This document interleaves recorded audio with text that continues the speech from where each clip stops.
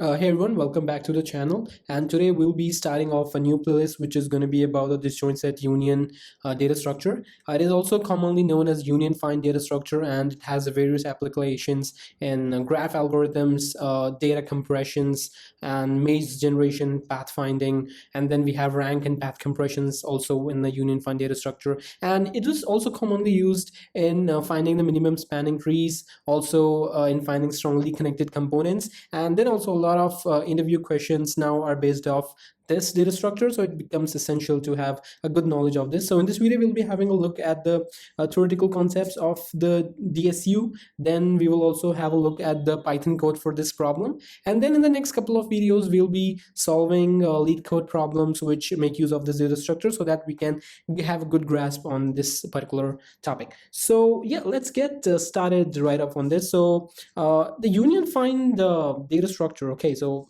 it basically has two particular operations, okay, that is find the parent. So we'll be given a node and we will be finding the parent of that node, and then the next operation would be the union of two sets or two nodes. So that will take two nodes, node 1 and node 2, and it's gonna combine those two nodes together. So as an example, we have these different sets or these different components over here. There are 5 of them.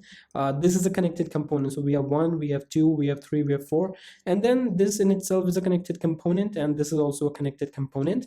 So talking about the parents, okay, so suppose we talk about this component. The parent of this is 1, and because 1 is a parent of itself, and 2 is a child of 1, and then yeah, that's one component. Similarly for this particular component, 1 is the leader of that particular set, okay, or the parent, okay. So there's one element which is the leader or the representative of this set, which is 1 in this case. It is 4 in this case, as you can see, and it is 1 in this case. And for these particular sets, okay, or these particular nodes, they themselves are their parent, okay, so they are kind of independent nodes in themselves.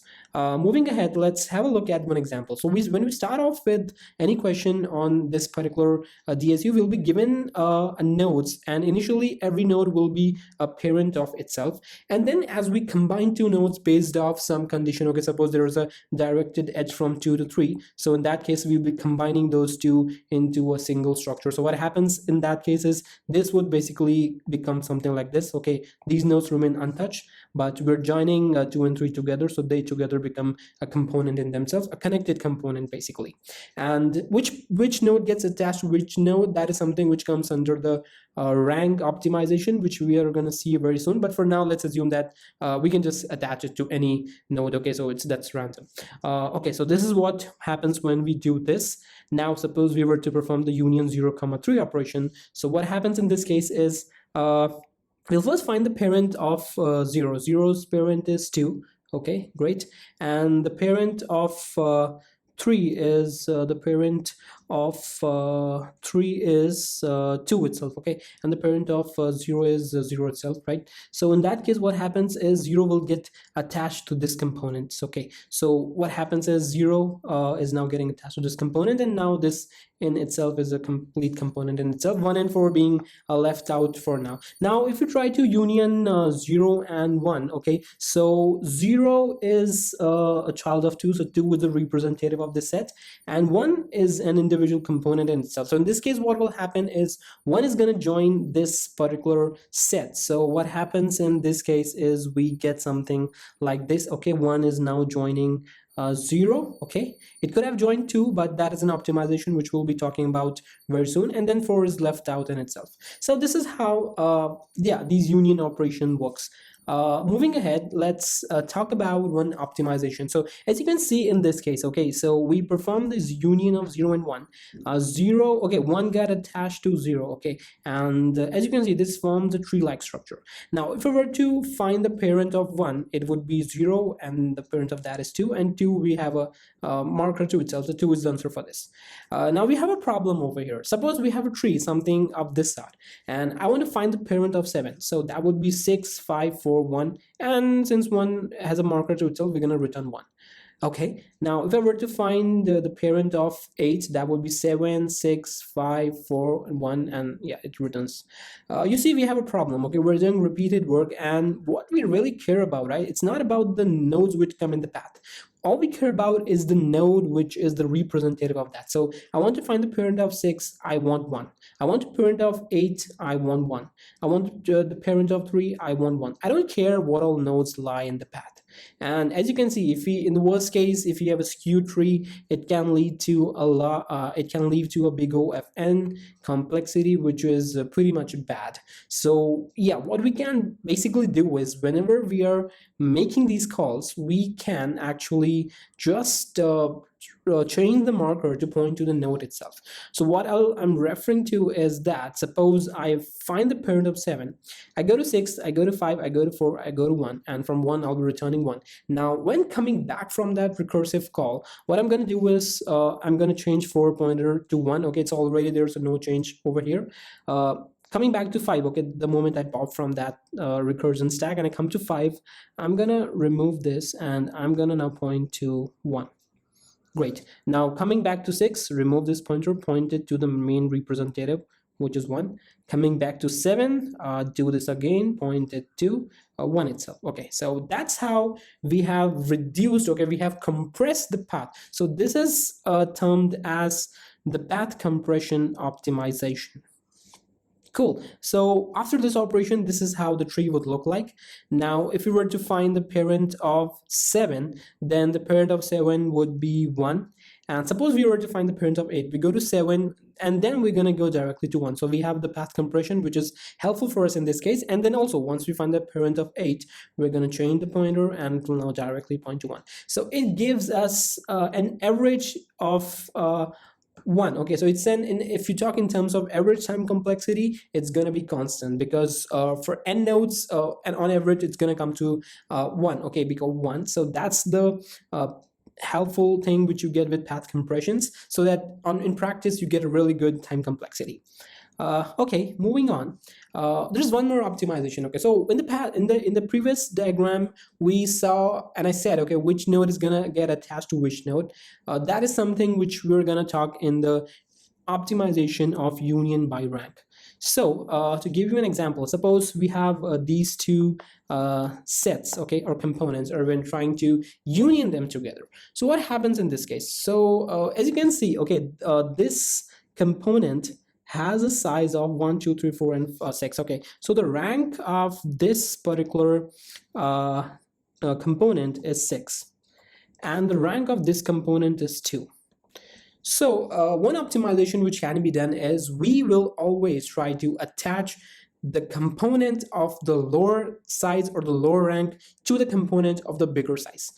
Why is that? Because if I were to attach this component with rank of 6 to the one which is of 2, now every time, so what would happen in that case? In that case, I would be pointing the representative of that to the parent of this particular set. Now what happens is next time when I'm trying to find the parent of 7, I'm gonna go to 6, and I'm gonna go to 2, and then I'm gonna go to 1. To 0. Okay, as you can see, since the number of nodes is higher in this component, that compression operation will happen multiple times, right? On the other hand, if we would have attached this component to this, okay, the parent of this particular set or this component, I would have to just do it 2 times. So on an average, it will work as a heuristic. Okay, so it's not that it's gonna change the worst case time complexity. That's gonna stay the same. But in practice, in average cases, this is gonna really help us in practice. Okay, so it's one optimization which you can do, and later on in the complexity calculations, we'll see how this helps us in bringing the practical running time quite low. Okay, so we'll have a look at that in a while. Yeah. Now suppose our unioning 7 and 1. Okay, so in this case, as I said, we'll just try to compare the ranks of them, and parent of 7 is 2, as we can see from here. Parent of 1 is 0, and we calculate the rank, and since the rank 2 is less, I mean it's greater than the rank of the 0th set. Okay, I mean this particular set, it's 6 and this is 2. So in that case, what happens is we're gonna attach this smaller component to the larger one, and this is what the resulting set would look like, right? So we have this component 0 1, which we can see over here, and it is attached to 0. Now next time, this can really help us in bringing down the find parent and union operations, the total time which is going to take for those operations. So union by rank is one optimization, and the one we talked about is the path compression. It's a very small change, not a big change. You'll see in the code just one line for the path compression and just 2 to 3 more lines for the union by rank. So it's not something which is going to take a lot of code, but yeah, in terms of running time, it does really give you edge over if you were not going to do that. Okay, now let's talk about the representation of the DSU, how it's gonna that happen in our code. So for the pointers, we'll be having a parent array. Okay, so and then for the ranks, we'll be having one more array for that. So 2 arrays will be there for each one of them. Initially, every node will be the parent of itself. So as you can see in this example, each node, okay, 0 1 2 3 4 5, a 0 index list we have over here, and every node is a parent of itself, as you can see from the indexes. Okay, and rank wise, every node will have a rank of 1, because yeah, it just consists of itself only at this moment, as you can see in this example down below. Now what happens is, suppose we execute fine, okay, let's suppose we execute union of 2 comma 3, okay, or maybe union 2 comma 1. Okay, let's just do that. Now what happens is, parent of 2, as we can see from here, that is 2, and parent of 1 is 1. Rank of both of them is same, so you can just attach any one of them to the other. So for now, let's suppose we will be attaching 2 to 1. Okay, so this is what we're gonna do. 2 is now part of this, and the parent of 2 is now 1. That has changed, and the rank, okay, of 1 would be changing. So rank of 1 would be 1 plus the size of the component which was attached, which was 1 itself. We can see from the array over here, that's 1. So this is gonna be 2. Cool. Now suppose we were to execute this query, and we were to do union 2 comma 0. Okay, now suppose we perform this operation. So what happens in this case? Okay, so we find the parent of 2. Parent of 2 is 1, and then we find the parent of 0, which is 0 itself. Now we do the rank comparison. Okay, so if the parent of both the components is same, okay, suppose that is one case which we'll be seeing in the MST's Leetcode problem when we do that. If the parent of both of them is same, that means they're already connected. So we really don't need to do anything in that case. We can just simply return false in that particular case. But yeah, in case the parent is not the same, we can go ahead with the code and yeah, just perform that union operation. So yeah, the parent of coming back to this question, so the parent of 2 is 1, okay, and 0 is a parent of itself. Now comparing the ranks, okay, the rank of 1 is 2 and 0 is 1, so we'll attach the smaller one to the larger one. So what happens in this case is we're gonna combine these together. 0 will now point to 1. Parent of 0, we'll be updating that. Parent of 0 will be 1, and the rank of 1 will be incremented, and it now the previous rank plus the size of the component which is getting attached, so that is 1, so now it becomes 3. So this is how it works. Okay, now let's again do one more operation. Okay, and then I guess yeah, that will give you one more example of how to do this. Suppose we were doing union of let's union 3 and 5. Okay, let's take the example. Let's try to union 3 and 5. So pretty simple. They're parent of themselves, and the rank is also same, so we can really attach any one of them to anyone. So let's suppose we attach 5 to 3. Okay, let's suppose we do that.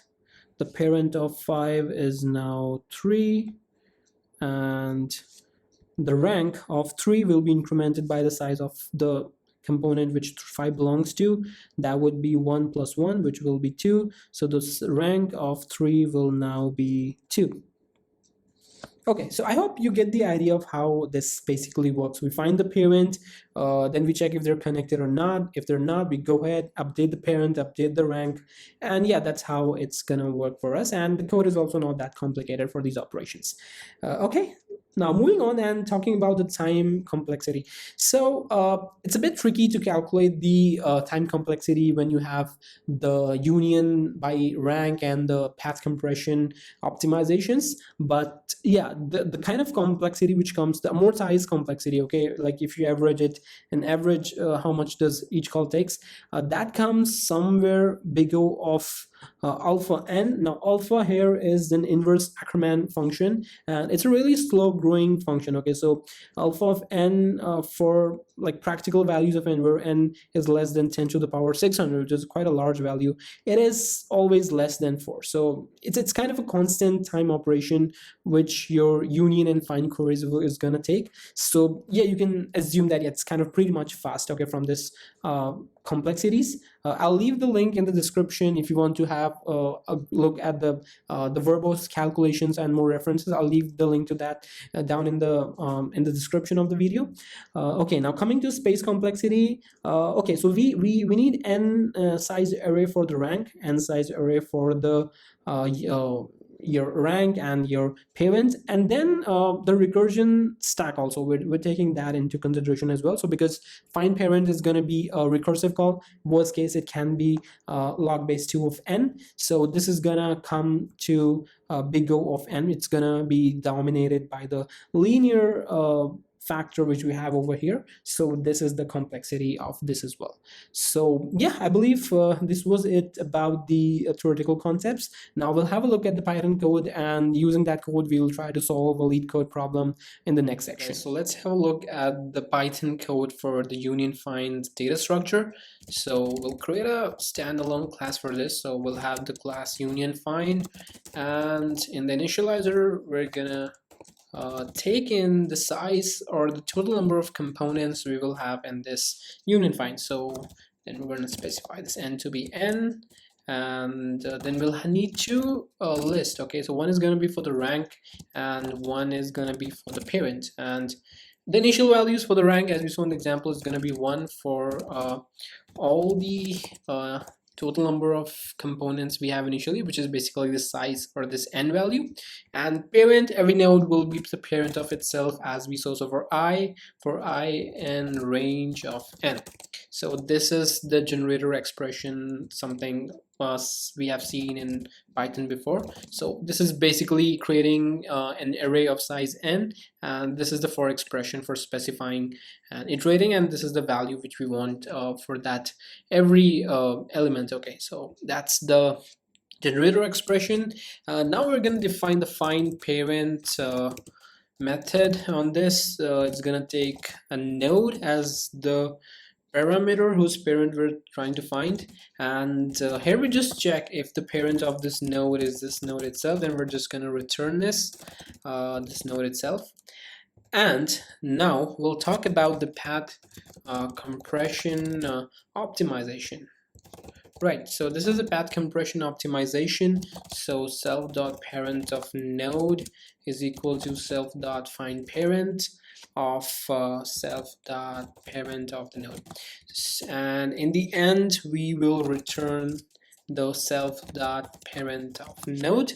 Okay, so this is the single line which is performing the path compression. So what happens is we have this recursive call over here, right? So the moment we are at the representative of the set and we start returning back from the recursive call, we're gonna update the parent of every node with this value, which is this node, okay, the representative, and then we're gonna update it and set it over here, and then we're gonna return this value. So what happens is the representative is gonna get passed off as a return value of the find parent method, and it's gonna get assigned to every node which comes on that path, and that way we achieve the compression, and that leads to the average constant time complexity which we have for the find parent method call. Okay, now let's come to the union function. So it will take two nodes x and y, okay, and we're going to perform a union on them. So the first step is to find the parent of both of those nodes, right? Because they might already be part of a single component, in that case we won't really do anything. So we just find the parent, and we're just gonna check if the parent of x is equal to parent of y. I mean, that's they're part of the same component. Then we're not gonna do anything, we'll just return false. This returning this false value can be useful in some cases, so that you know whether you can perform the union operation on those two nodes or not, and that's with this return boolean value false or true. Now we'll just be making sure to have the larger components parent in pair of x. So what happens over here is, as we saw, union by rank, right? So we will be making the parent of x as a parent of y. So in that case, if suppose parent of y is larger, then in that case what happens is we're gonna just swap those values. So what we're gonna do over here is, if self.rank of parent of y is greater than the self.rank of the parent of x. So what happens is, the component which is being led by parent of y is a larger one, so we'll just swap those variable values. So this is just a thing where we can avoid one more else condition. Okay, if this is greater, then do this; if else this is the case, then do this.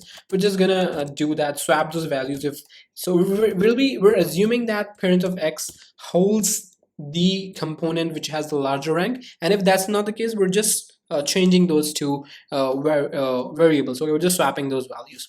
Now attaching the rank would be as simple as parent of the rank of parent of x would get incremented by self.rank of parent of y. We're attaching parent of the component which is where parent of y is a representative of that component, and then we'll also change, since they're getting union together, the parent of y will now be parent of x, because now both are coming together as a single component, and in the end we can just return true over here.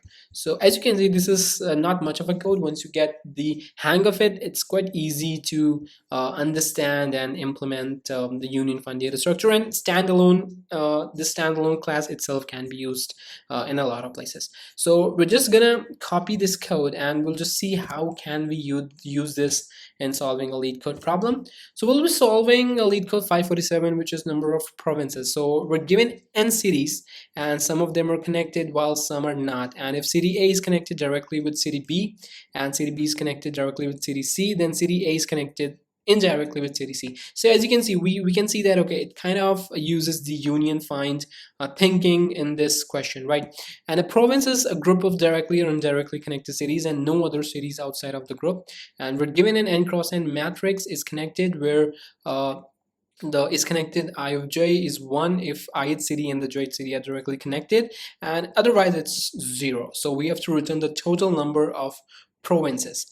So from this question itself, we can see we can generalize it into a graph problem where we're given n cross n matrix. So it's like you're given n number of nodes, and if for every I and j, if the value in the matrix is 1, that means there is an edge from I to j and also from j to I, because if we can see this constraint, so if it's connected, so it's an undirected edge. That means in both ways you can think of it to be true. Now let's have a look at this particular example.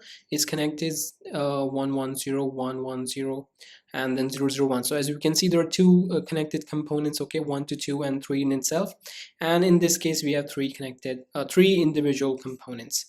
So yeah, in this question itself, we can see it can be solved using the union find data structure. So we'll be just copying the code, the union find code which we just wrote, and then coming down over here, we're just gonna use this code. First thing is we'll need the value of n, which is length of is connected, and then we will need to initialize our union find class, and we'll just pass this n, and we'll keep this in this uf variable.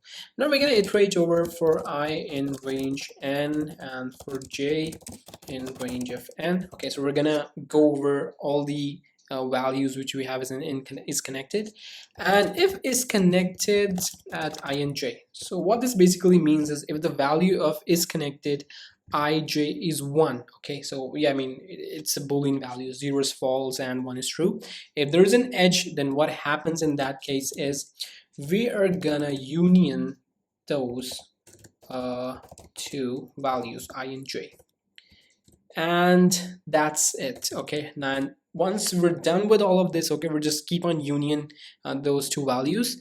Then at the end, what we can do is we want to find the components which have unique, which are the parent of themselves. So what happens is once we're done with this optimization, then in that case, what happens over here is we will be having only those values in the parent which are the parent of themselves. So what happens is we can just return the sum of 1 for I in range of n if union find dot what's the name of the function? It's find parent, right?